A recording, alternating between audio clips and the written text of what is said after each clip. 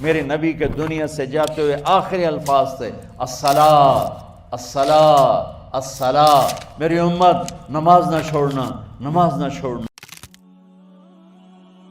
السلام علیکم ورحمۃ اللہ وبرکاتہ۔ سچ کہوں تو میں خود میں بہت شرمندہ ہوں۔ مسلم ہونے کے باوجود میں نے اللہ کی عبادت کو امپورٹنس نہیں دی جو دینی چاہیے تھی۔ میں نے نہ کے برابر عبادت کی۔ میں نماز میں بہت کیئرلیس تھی، کبھی پڑھ لی کبھی چھوڑ دی، لیکن جب احساس ہوتا تو لگتا کہ ارے اتنی نمازیں تو چھوڑ دی ہیں، اب پڑھ کر کیا ہوگا۔ یہی سب سے بڑی غلطی تھی میری۔ اگر آپ بھی میری طرح صرف سوچ رہے ہیں تو ایسا مت کریں۔ جو گزر گیا اس کو چھوڑ دو، آج کی نماز پڑھو۔ اگر وقت کی کمی ہے تو فرض نماز ہی پڑھ لو، کیونکہ قضا نماز کبھی بھی فرض نماز کا مقابلہ نہیں کر سکتی، کیونکہ سب سے پہلی چیز جس کا حساب قیامت کے دن لیا جائے گا وہ نماز ہی ہے۔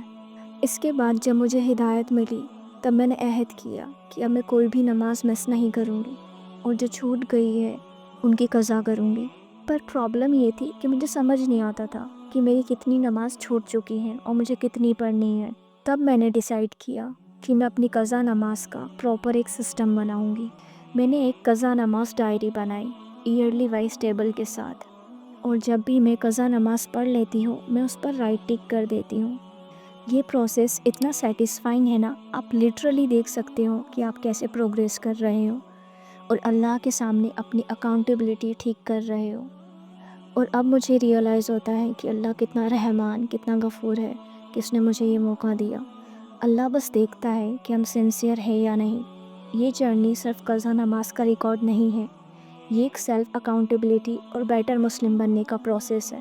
یہ ڈائری سسٹم صرف دنیا کا پلان نہیں ہے، یہ آخرت کے لیے اپنا حساب ریڈی رکھنے کا طریقہ ہے۔